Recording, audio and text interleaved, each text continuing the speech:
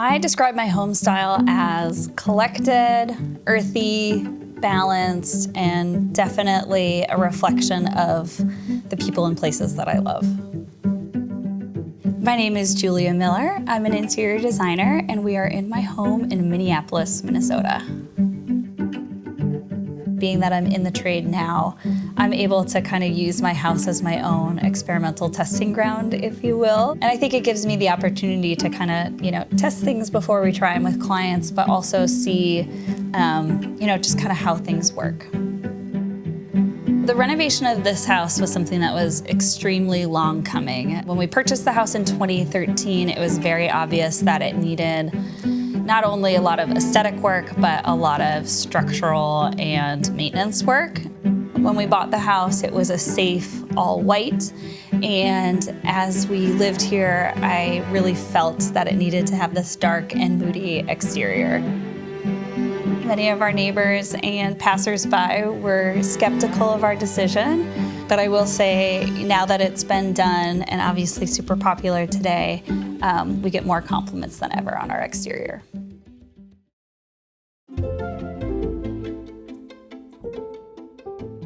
We kind of planned in the architectural phase for about a year and a half before we started construction. It was really important to us that we kind of nail, what we wanted the spaces to be like and the size and the scale of the spaces first. For us, really expanding, the kitchen into another secondary eat-in space that also could serve as a small mudroom was critical. Wanting to set the mood back there as something comfortable and cozy with the wood stove that then, the sliding glass doors lead to the screen porch. So it really was kind of about creating, kind of almost another living space within what we had. When people walk into our home, I feel like the first thing that they probably notice is that we like to entertain.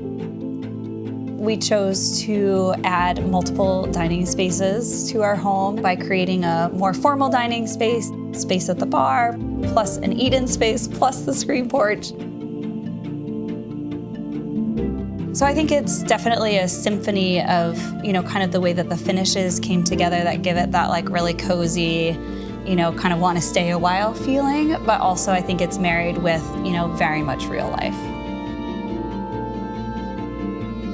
I would say the biggest design element that we changed in the house was definitely the fireplace. So this is a 1920s Colonial, and it has a very long and lean profile in the living space, which makes furniture arranging extremely difficult. But being able to slim up the fireplace in a way that didn't take up as much of a footprint depth-wise allowed us to reclaim some of the width of the space, if you will, for a better furniture arrangement. The little eat-in space in our house is a huge heavy hitter. It obviously is another dining space, a great space for games, but I often find myself gravitating back there to work, to look at samples in the natural light, and to do computer work before my family wakes up.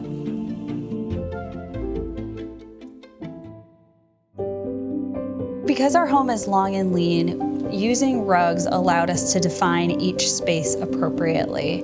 Rugs are a great way to kind of jumpstart a design because it allows you to really set the scale and set kind of how the furniture wants to be in the space.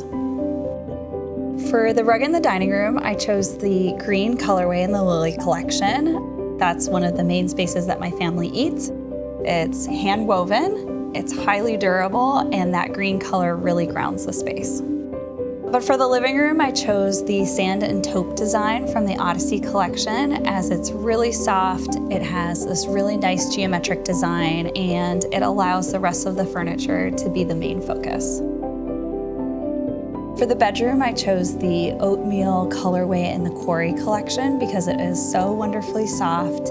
For me, having a rug in the bedroom is about that underfoot experience and being able to have something soft and cozy when you first wake up. I like having a rug in the bedroom to provide that cozy experience and to really ground the space. I find design inspiration primarily outside. I am an outdoor enthusiast. I love to do things outside, and I truly do believe that Mother Nature has given us the best inspiration possible.